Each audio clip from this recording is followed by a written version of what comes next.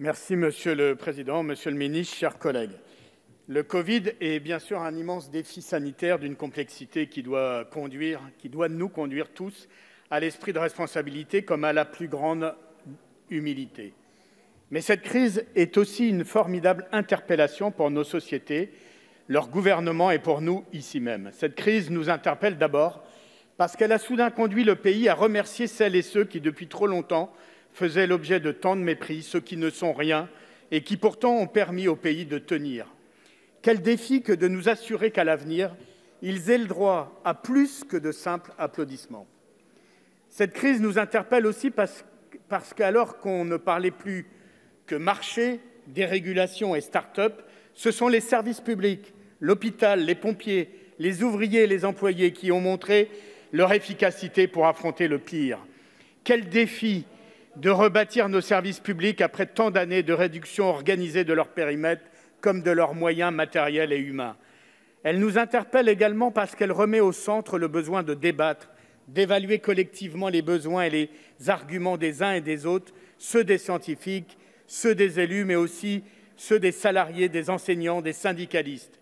Quel défi pour la représentation nationale que nous soyons à nouveau guidés par l'intelligence collective au service de la souveraineté populaire plutôt que par le gouvernement des experts. Or, que nous demandez-vous avec la prorogation de 4 mois de l'état d'urgence? Précisément le contraire.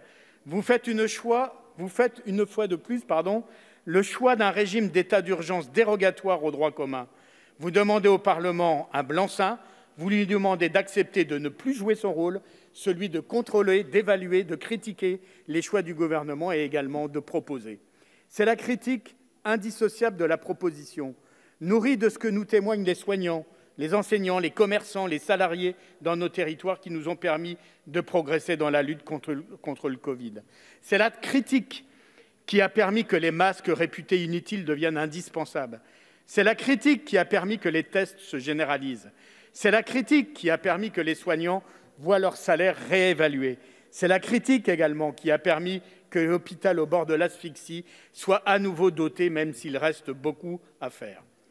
Vous le savez, les députés communistes ont souvent alerté sur le risque d'accoutumance au régime d'exception qui court-circuite nos institutions les plus essentielles.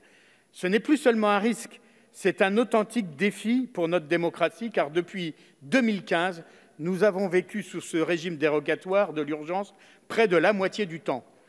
Que disons-nous, chers collègues, de nos institutions en recourant sans cesse à ce régime d'exception, sinon que nous les jugeons finalement inaptes à gérer les grands défis qui se trouvent devant nous, qu'il s'agisse du réchauffement climatique, du terrorisme, des crises économiques et sociales, des pandémies à venir et tout ce qui constitue désormais le quotidien de notre humanité commune.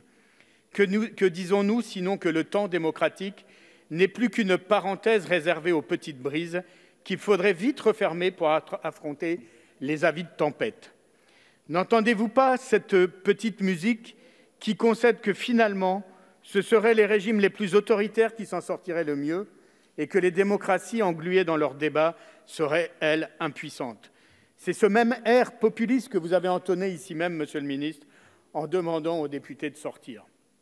Mes chers collègues, les députés communistes ne sortiront pas et ils ne voteront pas cette loi. Nous sommes convaincus que le débat et la démocratie sont la condition pour que les appels à l'unité nationale, à laquelle nous sommes prêts, aient un véritable sens. Je vous remercie, Monsieur Peu.